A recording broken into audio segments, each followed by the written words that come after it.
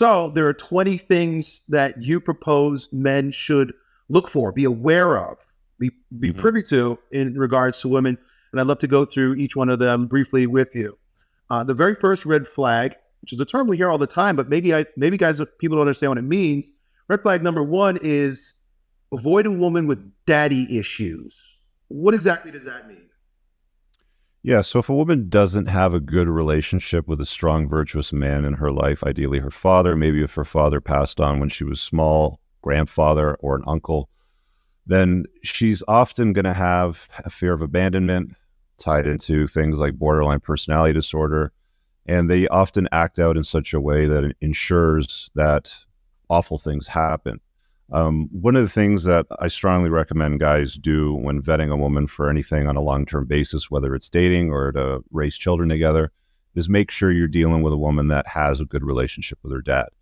So some people get mad at that. They'll say, well, my dad was a bum or he ran off or, whatever the story may be. And I always encourage people to try and contact your father, if he's still around, and get to the story before you believe, the narrative that might have been sold to you by some of the women in your family.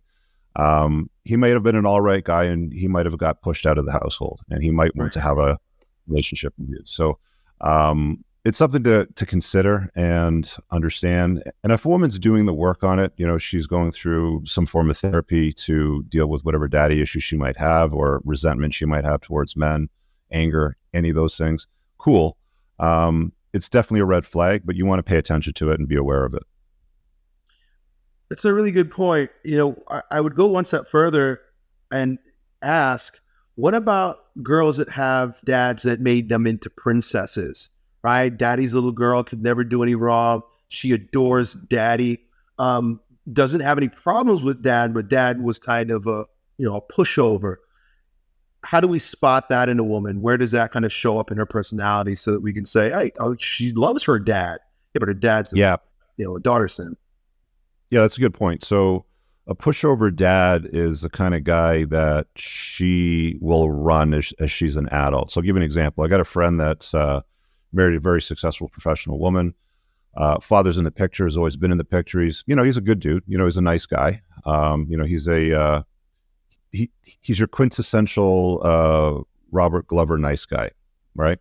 And there's a difference between a nice guy and a kind man. You guys can dig through that when you get to Robert Glover's No More Mr. Nice Guy book. But because mom ran him in the household and he was basic, I don't want to use the word slave, but he behaved a lot like a slave. He's at her beck and call for every single thing. She's an adult woman. She's in her 30s. He's in his retirement years. He's not in the best of health, but when she says jump, he says how high. I need a picture hung, shows up and does it. I need a chandelier put together, shows up and does it. These pushover men, rest assured, it's another version of daddy issues.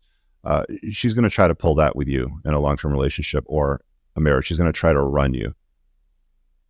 Yeah. Okay.